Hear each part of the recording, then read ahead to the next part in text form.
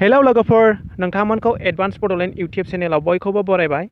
आं video खालामिया 2 month रानिं जाबायमोन। नोंथांमोना दिनैनिफ्राय बे चेनेलाव रेगुलार भिडिअ नुनो मोनसिगोन। नोंथांमोना भिडिअनि टाइटेल एबा थाम्बनेइलाव नायनानै मोनथिखाबाय जानो हागौ आं दिनै मानि सायाव भिडिअ खालामनो नागिरदों।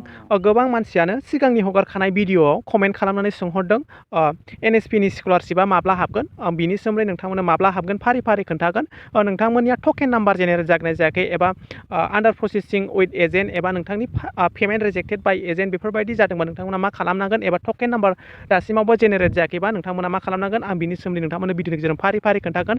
जुदि नोंथांनिया टकेन नाम्बार जेनेरेट जायोबासो नोंथाङा बे एनएसपिनि स्कलारशिपआ नोंथांनि बेंक एकाउन्टआव हाबगोन। जुदि नोंथांनियाव दासिमबो टकेना जेनेरेट जायाखैबा अब्ला नोंथांनि स्कलारशिपआ नोंथांनि बेंक एकाउन्टआव हाबथ'नाय नङा। नोंथाङा बेखौ बोरै चेक खालामो आरो नोंथाङा टकेन नाम्बार जेनेरेट जागोन जायाखै माला हाबगोन आं बिनि सोमोन्दै फारि फारि खोन्थागोन। नोंथांमोना भिडिअखौ दानालासेनो फारि फारि नायलांबाय थाबानो जाबाय। थ' जों दानिया बोरै नायो बिनि डिटेल्सै भिडिअनि गेजेरजों आं नोंथांमोननो खोन्थालांदिनि। गिबियाव आं नोंथांमोननो PFMS आव नोंथांनि पेमेन्टआ प्रसेस जागोना जायाखै बेखौ बोरै नायो खोन्थाग्रोगोन। नोंथांमोना बेखौ नायनोबो रोंखाबाय जानो हागौ। गोबां बर'नि इउटिउबारफ्रानो बिनि सायाव भिडिअ खालामखाबाय।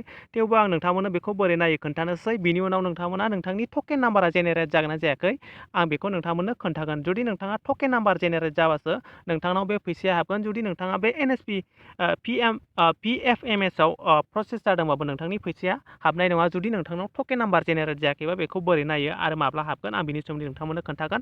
जुदि नोंथांमोना NSPनि बेखौ बोरै नायो आं बेयाव नोंथांमोननो खोन्थाग्रोनि। नोंथांमोना बेखौ नायनो रोंखायो। बेयाव नोंथांमोना नोंथांनि बेंक एकाउन्ट नाम्बार जेखौ नोंथाङा स्कलारशिप बानायनायाव होदों बेजोंबो नायनो हागोन। बेजों लोगोसे नङाबा नोंथांमोना NSPनि नोंथांनि स्कलारशिप आइडिखौ होनानैबो नोंथांमोना बेखौ नायनो हागोन। नोंथांमोना बेखौ नायनो रोंखायो बेनिखायनो आं नोंथांमोननो बेखौ खोन्थालायलिया डाइरेक्ट आं नोंथांमोननो नोंथांनि बेंक एकाउन्ट नङाबा NSPनि एप्लिकेसन आइडिखौ होनानै नायनाय लोगो लोगो नोंथांमोना बेबायदि नुखागोन। नै एजेन्टनि नामा बेयाव नोंथांमोना नुखागोन। मा बे फैसाखौ सोर सोनानै हरगोन नोंथांमोना बेयाव नुनो हादों। नै आरो नोंथांनियाव बे फैसाया बेसेबां सोनानै हरगोन नोंथांमोना बेयाव नुखागोन। नै 40,300 सोनानै हरगोन बेयाव नोंथांमोना नुदों। नै आन्डार प्रसेसिं उइथ एजेन्ट नुदों। जुदि नोंथांमोनहा एजेन्टआ जेबो रेसपन्स खालामाबा 1 मान्थनि गेजेराव जुदि जेबो रेसपन्स खालामाबा बेबायदिनो थाबाय थायोबा नोंथांनि पेमेन्ट फाइला रिजेक्ट जागोन।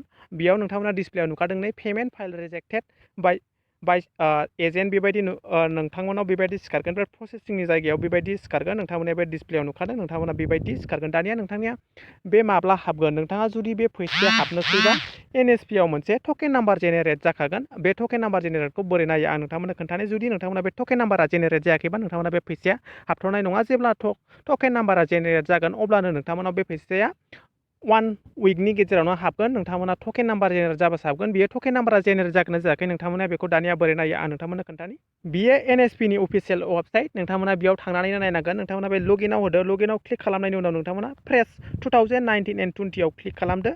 क्लिक खालामनायनि उनाव बेबायदि नोंथांमोना इन्टारफेस फैनाय नुनो मोनगोन। बेयाव नोंथांमोना नोंथांनि एप्लिकेसन आइडिखौ होदो।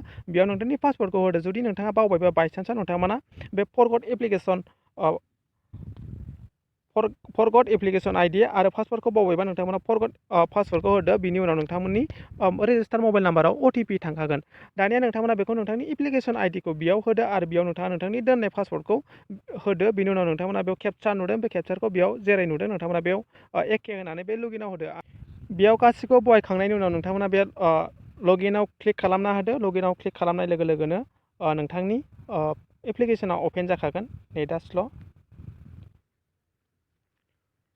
लगइन खालामखांनायनि उनाव नोंथांमोना बेबायदि इन्टारफेस फैनाय नुनो मोनगोन। नोंथांमोना बेयाव नुदों। स्कुल लेभेलाव नोंथांना भेरिफाइड जाबाय। बेनि उनाव नोंथांमोना स्टेट लेभेलावबो नोंथांनि एप्लिकेसना भेरिफिकेसन जाबाय। बेनि उनाव नोंथांनि बेंक एकाउन्ट डिटेल्सआबो भेरिफाइड जाबाय। बेनि उनाव नोंथांमोना मेरिट लिस्टआवबो सेलेक्ट जाबाय। दानिया नोंथांमोना मेन खोथाया जाहैबाय बेयाव नोंथांमोना टकेन नाम्बार जेनेरेट जाबासो नोंथांमोनाव बे फैसाया हाबगोन। बेयाव नोंथांमोना NSP स्कलारशिप NSPनिफ्राय PFMS आव प्रसेस जाबाय। बेयाव नोंथांमोना बेयाव टकेन नाम्बार नुगोन। बेयाव टकेन नाम्बार जेनेरेट जाबासो नोंथांमोनाव बे फैसाया हाबगोन। नोंथांमोना बे टकेन नाम्बारा जेनेरेट जागोन ना जायाखै नायनो हागोन। बे फैसाया हाबनो थाखाय बेयाव NSPनिफ्राय मोनसे टकेन नाम्बार जेनेरेट जाबावगोन। बे टकेन नाम्बारा जेनेरेट जाबासो नोंथांमोनाव बे फैसाया 1 मान्थनि गेजेरावनो हाबगोन। बेयाव नोंथांमोना टकेन नाम्बारखौ नुखागोन। जुदि नोंथांमोना भिडिअखौ बुजियाखैबा कमेन्ट खालामनानै सोंहरनो हागोन आरो नोंथांमोना टकेन नाम्बार जेनेरेट जागोन ना जायाखै बिनि सायावबो नोंथांमोना भिडिअनि कमेन्ट सेक्सनाव कमेन्ट खालामनानै सोंनो हागोन। नोंथांमोना भिडिअखौ मोजां मोनोबा लाइक खालाम आरो चेनेलाव गोदानबा साबस्क्राइब लाइक। दिनैनि भिडिअ एसेनोसै। Thank you. नेक्स्ट भिडिअ नोंथांमोनखौ बयखौबो लोगो मोनबावगोन।